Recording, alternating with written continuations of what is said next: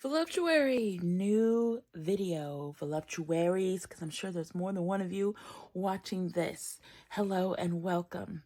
Tori McGill here, the Pleasure Priestess, pleasure and intimacy embodiment coach and consultant, certified sex, love, and relationship coach, certified men's sexuality coach, and certified tantric sex coach. Let's talk about desires. I love desires. Desires are what I consider the beginning. So for those of you who read or follow the Bible, in the beginning was the desire to create. So creation was created. In the beginning was the desire to make it good. So good was created. In the beginning, desire is the beginning. I'm going to do like a couple of videos, maybe one a week, about desire because there are different aspects about them that I want to talk about. But in today's conversation, desire is the beginning. And often we believe or have been taught to believe, it's not really our natural belief. Desire is a natural state. But we have been conditioned, we have been beaten, we have been shamed, we have been punished, we have been ostracized, we have been made different for that of which we desire. And your desires were given to you to spark the beginning of your pleasure journey. You cannot help what it is that you desire. You cannot beat them away.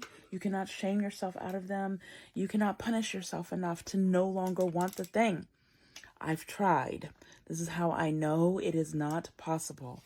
You're still going to want the thing, the experience, the emotional experience that'll come after or with your desire. You're still going to desire. You're not going to stop desiring because somebody beat you. You're not going to stop desiring because you've learned to shame yourself. You're not going to stop desiring because you've prayed it away. It doesn't work. So here's the invitation today. There are always invitation, never an expectation. The invitation is to pray with the desire. You know, whomever you pray to, for, or meditate with, ask that you be led to speak into your desires, that your desires spark the ignition for your pleasure, that they lead you to the joy, to the victory, to the power, to the play, to the fun, to the love afterwards, during, with.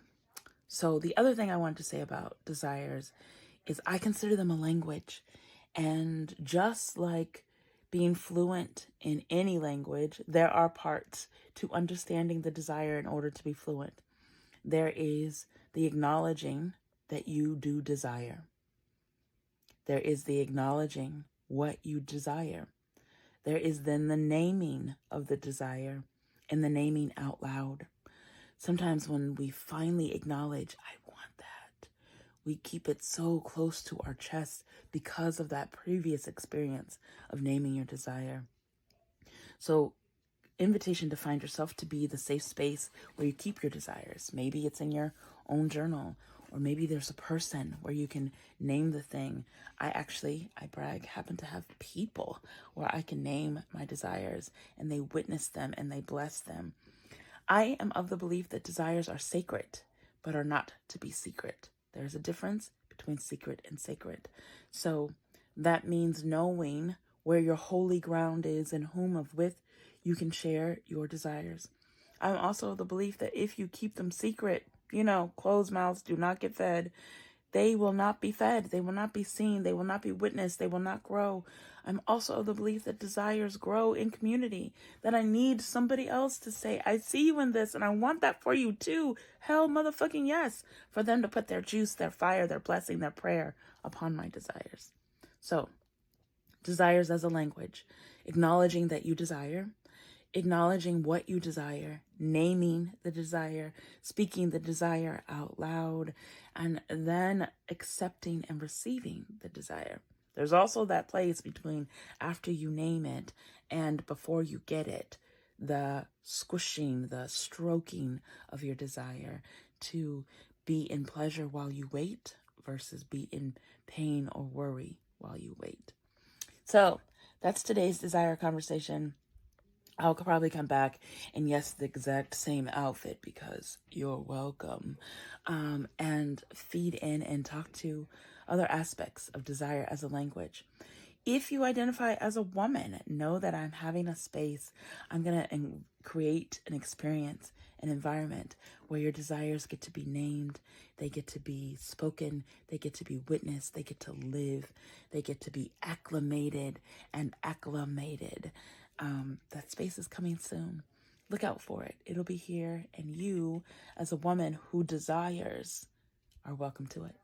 Voluptuaries, take care of you. Take care of your pleasure. And I'll see you when I do.